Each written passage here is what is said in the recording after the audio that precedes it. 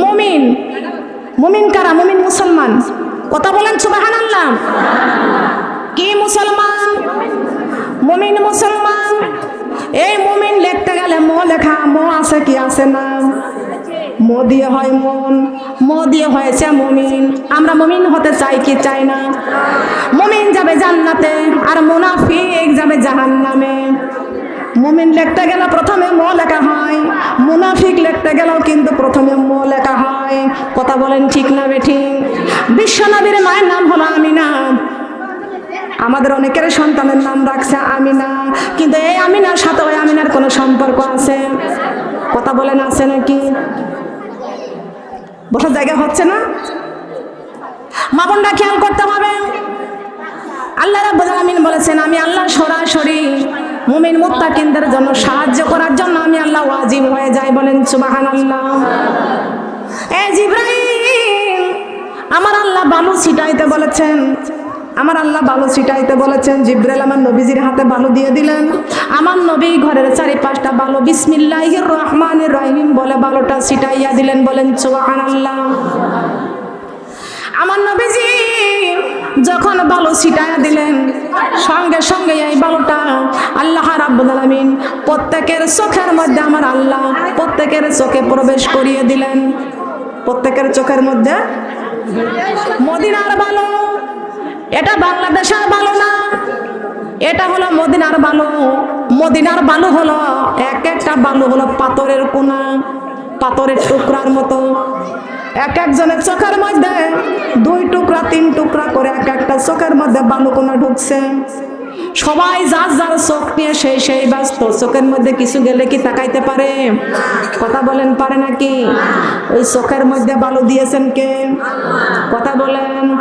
আল্লাহর বন্ধু মুহাম্মদ রাসূলুল্লাহ সাল্লাল্লাহু আলাইহি ওয়াসাল্লাম, ওই বিশ্ব নবী, আল্লাহ রাব্বুল আলামিনের বন্ধু। আল্লাহ রাব্বুল আলামিন নবীজিকে বাঁচানোর জন্য বালুর কোনাগুলো ওই আবু জাহেলের দলবলদের চোখের মধ্যে বালুর কোনা প্রবেশ করিয়ে দিল। কিন্তু ওই আবু জাহেলের দলবল সহ চোখ দিয়ে ব্যস্ত ছিল, কেউ তাকাইতে পারে না। যার যারা চোখ নিয়ে সেই ব্যস্ত। কিন্তু এখন কি করবে? একজন আর একজনের সাথে ধাক্কা খায়, একজন আর একজনের সাথে। আহারে কত বড় বান্ধবী, তাই না? ভালোবাসার মানুষ, কিন্তু চোখ না থাকার কারণে গায়ে ধাক্কা লাগলো। ধাক্কা দিয়ে কয়, এই তো মোহাম্মদকে পেয়েছি, মোহাম্মদকে পেয়েছি বলে ওরা কিল ঘুষি শুরু করে দেয়। ওরা নিজেরাই মারামারি করে। কথা বলেন ঠিক না বেটি? নিজেরা মারামারি করে। খেয়াল করবেন, লক্ষ্য করবেন, বাপ বেটা যদি মারামারি করে মানুষ কি ভালো বলে? কথা বলেন, ভালো বলে? মা মেয়ে যদি মারামারি করে লোকে কি ভালো বলবে না মন্দ বলবে? বউ শাশুড়ি যদি মারামারি করে লোকে ভালো বলবে না মন্দ বলবে? নিন্দা করবে না? বলো নিন্দা করবে না? তে উড়াই যদি মারামারি করে, আবু জাহেলের দলবল নিজেরাই কিলাকিলি শুরু করলো। আল্লাহ রাব্বুল আলামিন বলেছেন, বন্ধু আপনি তাড়াতাড়ি দ্রুত দরজাখানা খুলে বের হয়ে যান। আবু জাহেলের দলবল সহ ওরা নিজেরাই চোখ নিয়ে ব্যস্ত। ওরা এখন অসুস্থ হয়ে পড়েছে, ক্লান্ত হয়ে পড়েছে, ওরা তাকাইতে পারতেছে না। আপনি চলে যান। সুবহানাল্লাহ বলেন। আল্লাহ নবী চলে গেলেন সোনার মদিনায়। কোন জায়গা চলে গেলেন? সোনার মদিনায়। মদিনাটা ছিল হলো ইয়াসরব, ওই জায়গার নাম ছিল ইয়াসরব। কিন্তু বিশ্বনবী সেই জায়গা পা রাখার কারণে সেই জায়গাটার নাম হয়েছেন মদিনা। বলেন সুবহানাল্লাহ। কেমন মদিনা? জায়গার নাম হয়েছে সোনার মদিনা। কিসের মদিনা? সোনার মদিনা। সুবহানাল্লাহ বলেন। বিশ্বনবীকে স্থান দেওয়ার কারণে হয়েছে সোনার মদিনা। আল্লাহর নবী মুহাম্মদুর রাসূলুল্লাহ সাল্লাল্লাহু আলাইহি ওয়াসাল্লাম এবার দেখতে পাইছে মদিনার বুকে, বাতাসের দিকে দিয়েন না, মদিনার মাটিতে একটা ঘাস নাই, একটা লতা পাতা কিছুই নাই। মদিনার মাটি মরুভূমির মাটি। এই মরুভূমির মাটিতে মসজিদও নাই, মাদ্রাসাও নাই, কিছু আছে নাকি? নবীজি চিন্তা করে, আমি মক্কা ছেড়ে মদিনায় চলে এসেছি, এই মক্কার মেয়েরা আমাকে ভালোবাসে, মক্কার ছেলেরা আমাকে ভালোবাসে। ও আমার কুমিল্লার মা বোনরা, আমার দেবিদ্দার মা বোনরা, একটু ভালো করে কান লাগান, কষ্ট পাইতাছেন। মাহফিলে এরকম বারবার বিরক্ত করলে তো কোরআনের মাহফিলে বাধা পেয়ে যায়, আর ওয়াজ ভেঙে গেলে তো ওয়াজের মজা পাওয়া যায় না, স্বাদ পাওয়া যায় না। কথা বলেন ঠিক না বেঠিক? আপনি পায়েস রান্না করবেন, কিছু সময় জাল দিয়ে আবার ঢেকে রেখে দেবেন, মজা পাবেন? মজা পাবেন? তো মজা যদি আপনারা নষ্ট করে দেন। খেয়াল করেন শোনারা, আল্লাহর নবী মক্কা ছেড়ে মদিনায় চলে গেলেন। আল্লাহর নবী দেখলেন এই মদিনার বুকে একটা মাদ্রাসা নাই, একটা মসজিদ ঘরও নাই। আল্লাহর নবীর সফর সঙ্গিনী ছিল আবু বকর সিদ্দিক রাদিয়াল্লাহু তাআলা আনহুমা। বলেন সুবহানাল্লাহ। আল্লাহর নবী আবু বকর সিদ্দিক রাদিয়াল্লাহু তাআলা আনহুমার সাথে পরামর্শ করলেন, আবু বকর, এই মদিনার জমিনে একটা মাদ্রাসাও নাই, একটা মসজিদও নাই, নামাজের কোনো ঘর নাই, কোরআনের শিক্ষার কোনো ঘর নাই। আবু বকর রে, এই মদিনার জমিনটা হলো ইয়াসরব, নাম হলো ইয়াসরব। বিশ্বনবী মদিনায় ওই ইয়াসরবের জমিনে পা রাখার কারণে হয়েছে সোনার মদিনা। আবু বকর, এই মদিনার জমিন মরুভূমির জায়গা, এই জায়গার মধ্যে কোনো মাদ্রাসা নাই, কোনো মসজিদ নাই। যে জমিনে কোরআন তেলাওয়াত করা হয়, যেই জমিনে কোরআনের ঘর মাদ্রাসা হয়, আর সেই কোরআনের মাদ্রাসার ঘরে যারা কোরআন তেলাওয়াত করে, আল্লাহ রাব্বুল আলামিন বলেছেন ওই মাদ্রাসায় কোরআন তেলাওয়াত করার কারণে ওই জমিনে আল্লাহ গজব নাজিল করবেন না। গজব দেন না? দেবেন? কোরআন তেলাওয়াতের কারণে পাশাপাশি করতে হবে। কোরআন তেলাওয়াত করার কারণে ওই জমিনের মধ্যে কোনো গজব আসবে না। আসবে না কি বলেন? কোরআন হলো রহমত। কোরআন হলো কি? রহমত। কোরআন রে তুমি এই দুনিয়ায় কাদের জন্য এসেছ? কোরআন কত সুন্দর করে ঘোষণা করে দিয়েছেন, ওয়ানুনাজ্জিলু মিনাল কুরআনি মা হুয়া শিফাউ ওয়া রাহমাতুল লিল মুমিনিন। এখানে আছে, আমি সময় মতো খাবো, খেয়াল করেন। আছে এখানে আছে। কোরআন হলো মুমিনদের জন্য রহমত, মুমিনদের জন্য শেফা, মুমিনদের জন্য সর্বরোগের ঔষধ। কথা বলেন সুবহানাল্লাহ। দয়ার নবী, মায়ার নবী গো, ওই মক্কার জমিনে, মদিনার জমিনে আল্লাহর নবী আবু বকরকে ডাক দেয়া বলতেছেন, আবু বকর, আমি এই মদিনার জমিনে কোরআনের ঘর তৈরি করব। মক্কা এই কোরআনের মধ্যে সূরা মাক্কি আছে কি আছে না? আছে না? সূরা মাক্কি, সূরা মাদানী আছে না? বিশ্বনবী এই মদিনার বুকে যাওয়ার পরে বিশ্বনবীর উপরে যতগুলো সূরা নাজিল হয়েছে সব সূরাগুলো হলো মাদানী। নাম কি? এই সূরাগুলো হয়েছে নাম হলো মাদানী, সূরা মাদানী। আছে কি আছে না? বিশ্বনবী মক্কায় থাকার সময় বিশ্বনবীর উপরে যখন যতগুলো সূরা আয়াত নাজিল হয়েছে সবগুলো সূরা হলো মাক্কি। নাম কি? মাক্কি। এই মাক্কি আর মাদানী আল্লাহর নবীর উপরে মক্কা মদিনার জমিনে যখন গিয়েছেন, এই মদিনার যাওয়ার পরে আল্লাহর নবীর উপরে যখন কোরআনের আয়াতগুলো সূরাগুলো যখন নাজিল হয়েছে, আল্লাহর নবী বলতেছেন, আমি এই মদিনার জমিনে আমি কোরআনের ঘর তৈরি করব, মসজিদ ঘর তৈরি করব। আবু বকর সিদ্দিক রাদিয়াল্লাহু তাআলা আনহুমা ডেকে ডেকে বলছেন, ইয়া রাসূলুল্লাহ, ইয়া হাবিবাল্লাহ, মাদ্রাসা তৈরি করতে হলে তো অর্থ লাগবে। কি লাগবে? কি লাগবে? অর্থ লাগবে। কোথায় পাইব টাকা? কোথায় পাইব অর্থ? কোথায় পাব সম্পদ? আল্লাহর নবী ডেকে ডেকে বললেন, আবু বকর রে, তুমি চিন্তা করো না, আমার আল্লাহ আছেন আমার সাথে। আমার আল্লাহ দয়ার আল্লাহ গো, তুমি যে আমাদের রহমতের ভান্ডার, তুমি যে আমাদের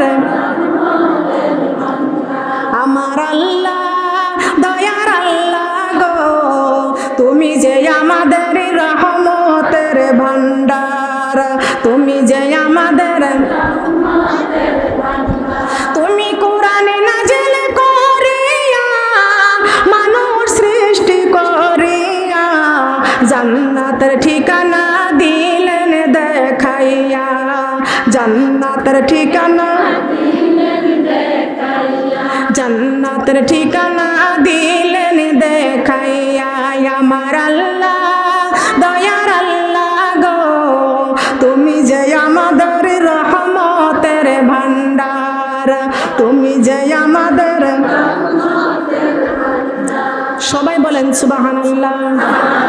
কষ্ট আছে? কষ্ট আছে? দুঃখ আছে? রহমতের ভান্ডার কে? রহমতের ভান্ডার আমার আল্লাহ কোরআন নাজিল করেছেন, সুবহানাল্লাহ বলেন। আমার আল্লাহ কোরআন নাজিল করে জান্নাতের রাস্তা দেখাইছেন, বলেন সুবহানাল্লাহ।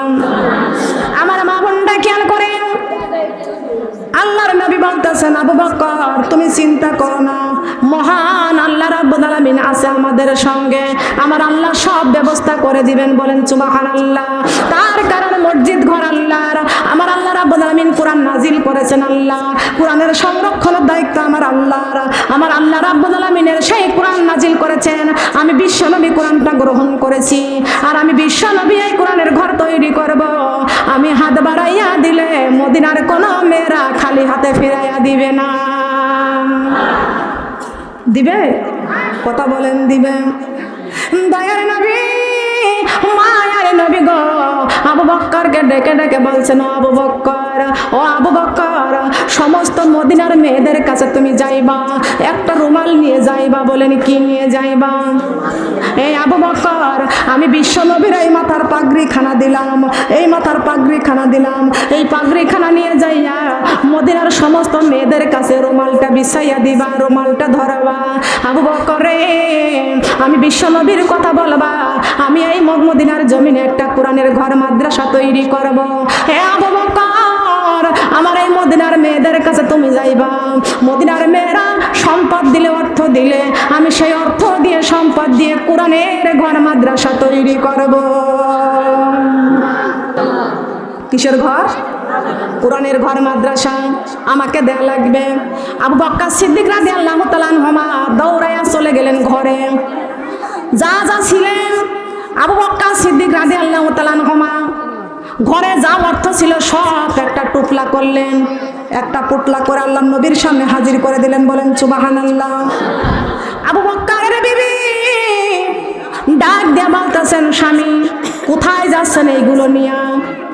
আবু বকর সিদ্দিক রাদিয়াল্লাহু তাআলা আনহুমা বলছেন, বিবি রে, আল্লাহর নবী কোরআনের ঘর মাদ্রাসা তৈরি করবে, কোরআনের ঘর মাদ্রাসা তৈরি করবে, আর সেই মাদ্রাসায় সবাই মিলে কেউ কানের দুল দিয়েছে, গলার মালা দিয়েছে, হাতের বালা দিয়েছে, অনেক স্বর্ণ এই কোরআনের ঘর মাদ্রাসা করার জন্য অনেক স্বর্ণ দান করেছেন।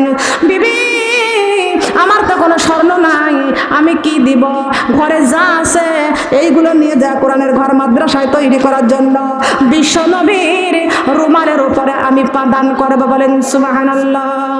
আবু বকর সিদ্দিক রাদিয়াল্লাহু তাআলা আনহার বিবি ডাক দিয়ে বলছেন, স্বামী দাঁড়ান, ওইটা তো আপনি দান করতেছেন, আমার তো দান করার দরকার। কথা বলেন ঠিক না বেঠিক? ও স্বামী, আপনার দান আপনি করতেছেন, তার কারণ আপনার কবরে আপনি যাবেন, আমার কবরে তো আপনি যাবেন না। আমার কবরে আমি যাব, আপনার কবরে আপনি যাবেন, কিন্তু আপনি দান করতেছেন, আমার তো দান করার দরকার, আমি কি দান করব? আবু বকর সিদ্দিকের বিবি ঘরের মধ্যে প্রবেশ করলেন। আমার মা বোনরা খেয়াল করবেন, আগের জামানায় ছিল খেজুরের পাতার চাটাই, শর্ট ছিল কি ছিল না?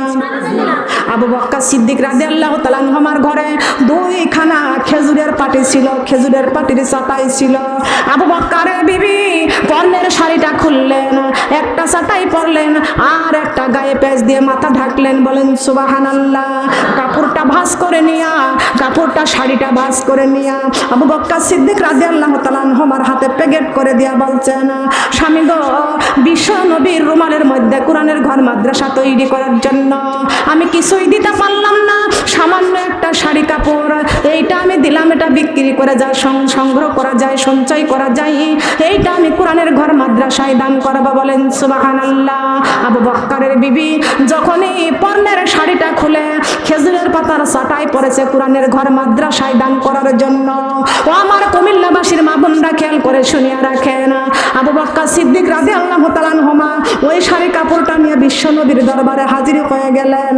বিশ্বনবী মুহাম্মদ রাসূলুল্লাহ সাল্লাল্লাহু আলাইহি ওয়াসাল্লাম বলেছেন, আমি আল্লাহ যা দেখি তা কেউ দেখে না, আমি নবী যা দেখি তা কেউ দেখে না, আমি রাসূল যা জানি তা কেউ জানে না। আবু বকর এই শাড়িটা কার? আবু বকর সিদ্দিক রাদিয়াল্লাহু তাআলা আনহু বলছেন, ইয়া রাসূলুল্লাহ, ইয়া হাবিবাল্লাহ, এই শাড়িটা আমার বিবির ঘরে কিছু নাই, যা ছিল আমি আপনাকে দিয়েছি, আর আমার বিবি কি দিবে?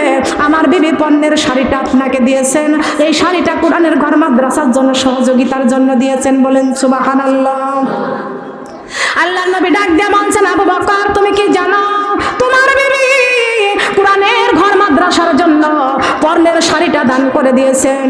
আর আবু বকর রে, তোমার বিবি কোরআনের ঘর মাদ্রাসার জন্য শাড়ি দান করে খেজুরের পাতার চাটাই পরেছে, একটা পরেছে আর একটা মাথায় দিয়েছে।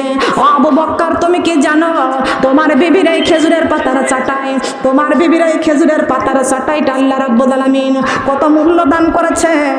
আল্লাহ রাব্বুল আলামিন তোমার বিবি যখন কোরআনের ঘর মাদ্রাসা করার জন্য খেজুরের পাতার চাটাই যখন পড়েছে, আল্লাহ রাব্বুল আলামিন 70,000 ফেরেশতাকে ডাক দিয়ে বলতেছেন, 70,000 ফেরেশতা, আবু বকরের বিবি কোরআনের ঘর মাদ্রাসায় শাড়ি দান করে দিয়া খেজুরের পাতার চাটাই পড়েছে, আমি আল্লাহ হুকুম করে দিলাম আজকে 70,000 ফেরেশতা তোমরা খেজুরের পাতার চাটাই পড়ো। কত দাম, কত মান, কত সম্মান, কথা বলেন সুবহানাল্লাহ। ও রাব্বুল আলামিন, আল্লাহ রাব্বুল আলামিনের কাছে আমরা দোয়া করব, আমার মা বোনরা লা ইলাহা, এই দান করতে রাজি আছি কি আছি না? এই দান আমরা করতে রাজি আছি না? রাজি আছি কি?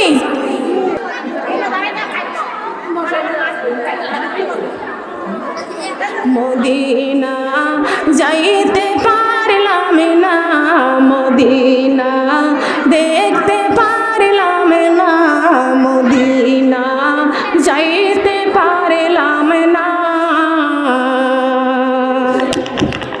কি কাজ করেন বোঝেন না? আমি অসহায় তাই এত দূরে রই, আমি অসহায় তাই এত দূরে রই, শুধু সালামে জানাই মদিনা যাইতে পারলাম না, মদিনা দেখতে পারলাম না, মদিনা যাইতে পারলাম না। সুবহানাল্লাহ। মদিনায় যাওয়ার দরকার আছে কি আছে না? কে দিল এই 500 টাকা? আল্লাহ আমার একটা কোরআনের ঘর মাদ্রাসায় 500 টাকা দান করেছে, আল্লাহ দানখানা কবুল করে নাও, জীবনের গুনাহগুলি মাফ করে দাও। কত টাকা কত পয়সা কারণে খরচ হয়, কোরআনের ঘরে দান করিলে কবর ঘরে পাওয়া যায়। আল্লাহ তুমি কবুল করো, বলেন আমিন। আমার মা বোনরা খেয়াল করেন, আমাদের জীবন কয়টা? ওই বক্সের সামনে থেকে একটু ক্লিয়ার করেন তো লাইনটা। আমাদের এই জীবন কয়টা? জবান খোলেন। আপনারা শুনতে পাচ্ছেন না? আমার কথা কি শুনতে পাচ্ছেন? আমাদের জীবন কয়টা? আল্লাহ কয়জন? আল্লাহ কয়জন? আমাদের রূহ কয়টা?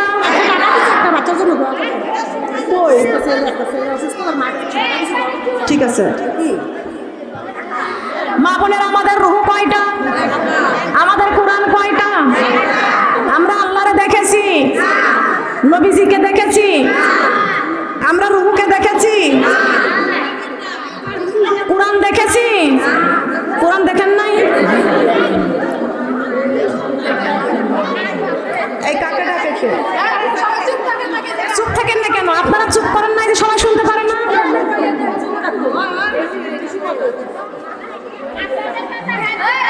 কোরআনের বাণী গো লাগে কত মধু গো, চলো আমরা কোরআন শিখতে যাই। কোরআনের বাণী গো লাগে কত মধু গো, চলো আমরা, সবাই মিলে জবান খুলে বলেন, কোরআনের বাণী গো লাগে কত মধু গো, চলো আমরা কোরআন শিখতে যাই।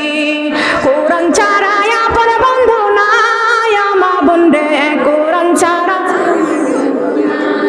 কোরআন ছাড়া আপন বন্ধু নাই মা বোন রে, কোরআন ছাড়া আপন বন্ধু নাই।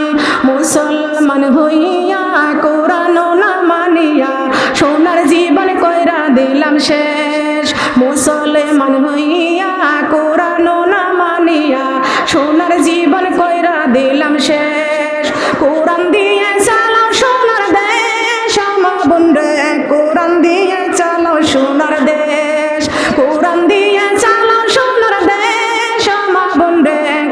বান্ধিয়া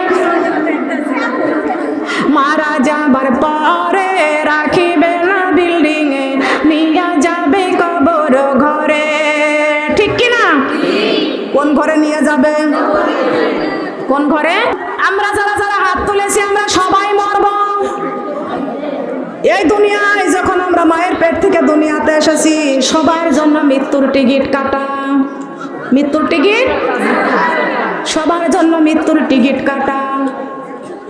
আল্লাহ রাব্বুল আলামিন কোরআনে কারীমের মধ্যে ঘোষণা করেছেন, মাউতু কাসিন কুল্লু নাফসিন শারবুন কবর বাইতি কুল্লু নাফসিন দাখিলো।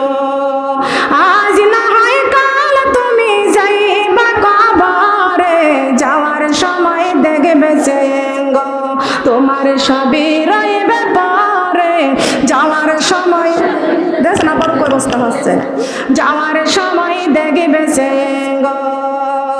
আজ না হয় কাল তুমি যাইবা কবরে, যাওয়ার সময় দেখবে চেঙ্গো তোমার সবই রইবে পরে। যাওয়ার সময় দাদা গেল নানা গেল কেউ এলো না ফিরে, সবার যাইতে হবে গো মাগো অন্ধকার কবরে। সবার যাইতে হবে গো মাগো অন্ধকার কবরে। আমার মা গেল বাবা গেল কেউ এলো না ফিরে, আমাকেও যাইতে হবে গো মাগো অন্ধকার কবরে।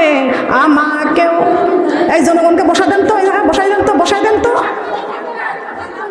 কি অবস্থা?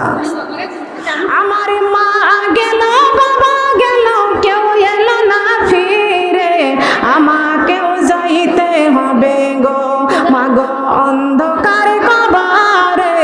আমাকেও এই দুনিয়ার বাড়ি গাড়ি থাকবে দুনিয়াতে, খালি হাতে যাইতে হবে গো মাগো অন্ধকার কবরে। খালি হাতে মাগো অন্ধকার কবরে, খালি হাতে। এই দুনিয়ার বাহাদুরি থাকবে দুনিয়াতে, কোরআন বুকে করে যাব গো মাগো অন্ধকার কবরে। খালি হাতে যাইতে হবে গো। সুবহানাল্লাহ বলেন। কি হাতে যাব কবরে? খালি হাতে। এই কবর কথা কিন্তু আমাদের জানার দরকার আছে কি আছে না? আমরা অন্ধকার কবরে চলে যাব। ও আমার মা বোনরা একটুখানি ভালো করে কান লাগান, শুনিয়া রাখেন। এই কোরআন মুর্দার জন্য না, এই কোরআন হলো জিন্দার জন্য। কোরআন কাদের জন্য? জিন্দার জন্য। জিন্দা অবস্থায় কোরআন মানতে হবে। জিন্দা অবস্থায় যদি কোরআন দিয়ে জীবন তৈরি করতে পারি, এই কোরআন থাকবে আমাদের মরণে। মা বোনেরা, সত্য একটা ঘটনা বলা যায়, আপনারা কেউ কথা বলবেন না, চুপ থাকতে হবে, কেউ কথা বলবেন না। আমার মা বোনরা খেয়াল করতে হবে। সুলাইমান আলাইহিস সালামের জামানায় একজন মহিলা স্বামীকে বলতেছেন, স্বামী অনেক দিন হয়ে গেল মুরগির গোশ খায় না। কিসের গোশ? মুরগির গোশ খায় না। ও স্বামী, বাজার থেকে একটা মুরগি কিনে আনলে, মুরগির গোশ খাইতে মন চাইতেছে। আপনাদের মন চাই কি চাই না? টাকা না থাকলে কি আপনি মুরগি কিনতে পারবেন? পারবেন? কথা বলা যাবে না। কোরআনের এই কথাগুলো আমাদের ভালো করে দিলের মধ্যে রেকর্ড করতে হবে। মহিলার স্বামী বাজারে গেছে, বাজারে যাইয়া 300 টাকা দিয়ে একটা মুরগি কিনেছে। কয়শো টাকা দিয়ে? 300 টাকা দিয়ে একটা মুরগি কিনেছে। মুরগিটা কিনে নিয়ে বাড়িতে আসছে। বাড়িতে এসে বলতেছেন, বিবি মুরগিটা জবাই করে পরিষ্কার করে সুন্দর করে রান্না করবা। মজা করে আজকে গোশ খাবো। মহিলা মুরগিটা জবাই করেছে, পরিষ্কার করেছে। এই মুরগির গোশটা মুরগিটা যখন জবাই করে পরিষ্কার করতে গেছে, ওই মহিলা দেখতে পাইছে মুরগির পেটের মধ্যে খাবারের থলি থাকে কি থাকে না? থাকে না? এই মুরগির খাবারের থলির মধ্যে দেখতে পাইছে সুন্দর একটা পাথর, সুন্দর একটি পাথর। মহিলা পাথরটা দেখতে পাইছে, আহারে মনে হয় পাথরটা বড় দামি পাথর। পাথরটা ধুয়ে পরিষ্কার করে উঠায় রাখছে। স্বামী বাড়িতে আসলে পাথরটা স্বামীকে দেখাবে। স্বামী বাড়িতে আইসে খাবার খাইতে দেছে, পাথরের কথা আর মনে নাই, পাথরের কথা আর মনে নাই। রাতের বেলায় বিছনায় যখন গেছে, গল্প করতে করতে হঠাৎ পাথরের কথা মনে হয়ে পড়েছে। ও স্বামী, ও আমার সাহেব, আপনি বাজার থেকে যে মুরগিটা কিনে আনছেন, ওই মুরগিটা জবাই করে যখন পরিষ্কার করতে গেছি, মুরগির পেটের মধ্যে একটা পাথর পেয়েছি। কি পেয়েছে বলেন? মুরগির পেটের মধ্যে একটা পাথর পেয়েছি। স্বামী বলতেছেন, বিবি দেখি পাথরটা কেমন পাথর? বিবি বলতেছেন, পাথরটা দেখতে মনে হয় অনেক দামি। পাথরটা দেখতে অনেক দামি। পাথরটা নিয়ে আইসা স্বামীর হাতে দিছে। এই পাথরটা নিয়ে আইসা স্বামীর হাতে দিছে। এই পাথরটা হাতে করে নাড়াচাড়া করে দেখে, পাথরটা মনে হয় কোনো সাধারণ পাথর নয়, পাথরটা অনেক দামি পাথর। চিনতে পারে নাই পাথরখানা। এই পাথরখানা নিয়ে চলে গেছে একজন গণ্যমান্য ব্যক্তি, একজন শিক্ষিত ব্যক্তির কাছে। পাথরটা নিয়ে গেছে, নিয়ে যাওয়ার পরে বলতেছেন, ভাই দেখেন তো পাথরটা চেনেন কি না? ওই ব্যক্তি পাথরখানা দেখেছে। এই পাথরখানা দেখে হাতে করে নিয়ে দেখতে পাচ্ছে পাথরটা অনেক দামি পাথর। তুমি কি পাথর বিক্রি করবে? ওই ব্যক্তি বলতেছেন, পাথরখানা যখন কিনতে চাইতেছে, পাথরখানা মুরগির পেটের মধ্যে পাইছি। কার পেটের মধ্যে? মুরগির পেটের মধ্যে পাথরখানা পেয়েছি। এই পাথর আবার কয় টাকা বিক্রি করবার, দাম কেমন করে চাইব? ওই ব্যক্তি বলতেছেন, 300 টাকা দিয়ে মুরগি কিনেছি, আর 300 টাকার মুরগির পেটের মধ্যে একটা পাথর পেয়েছি। এই পাথরের দাম আমি কেমন করে চাবো? চিন্তা করে বলতেছেন, ভাই আপনি কত টাকা দেবেন বলেন?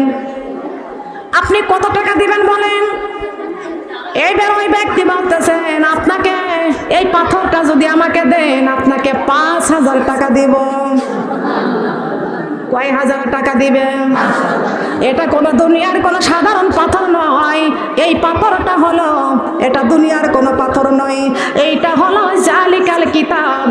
এইটা হলো আল্লাহর পক্ষ থেকে আমরা পেয়েছি। এইটা হলো মুসলমানদের সর্বশ্রেষ্ঠ দলিল, সর্বশ্রেষ্ঠ দলিল। এই দলিলের দাম পৃথিবীতে কেউ দিতে পারবে? জবান খুলে বলেন। এইবার যদি কোনো ব্যক্তি কথা বলেন, আমি জানবো যে ওই ব্যক্তি কোরআনের কথা ওর ভালো লাগতেছে না।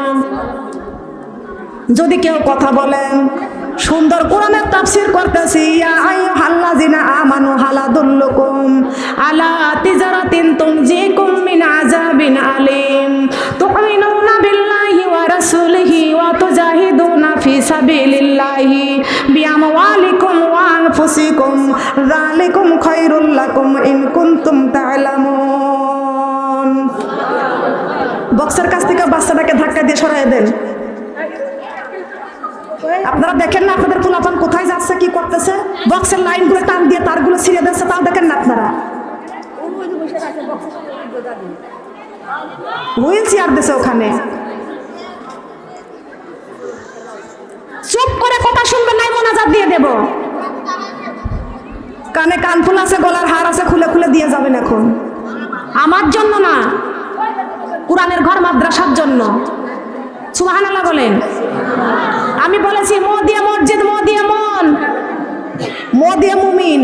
সুবহানাল্লাহ বলেন। যার মন বড়, আল্লাহ বড় মনের দিকে তাকায়।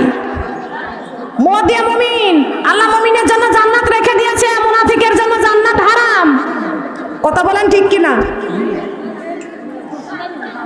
মুনাফিকের জন্য জান্নাত কি হারাম? মুনাফিকের জন্য কোনো জান্নাত নেই। মুনাফিকের জন্য জান্নাতের দরজা বন্ধ আর জাহান্নামের দরজা খোলা। খেয়াল করতে হবে। এই পাথর, এটা একটা পাথর, আমি তো চিনি না, কিন্তু দেখতে মনে হয় অনেক দামি। ভাই তোমাকে 5,000 টাকা দেব। কয় হাজার টাকা? কথা বলেন কয় হাজার? এই কোরআনের মজলিসে এইটা আমরা কেউ চিনি কি চিনি না? কোরআনের মালিককে, কোরআনের মালিক যেখানে কোরআন শিক্ষা দেওয়া হয় ওই জায়গাটা হলো কোরআনের ঘর, মাদ্রাসা। বলেন সুবহানাল্লাহ। আমি আপনাদের কাছে জানতে চাই, আমরা যারা কোরআন চিনেছি, এইটা হলো কোরআন। মুরগির পেট থেকে একটা পাথর পেয়েছে, মুরগি কিনেছে 300 টাকা দিয়া, মুরগির পেটের পাথরখানা নিয়ে গেছেন। ব্যক্তি বলতেছেন কত টাকা দিবা? বলে 5,000 টাকা দিব। এমন কোন মুমিন বান্দা, মুমিন মা বোনরা এখানে আছেন নাকি 5,000 টাকা দেওয়ার মতো? আছেন নাকি? বাকিতে দেবেন?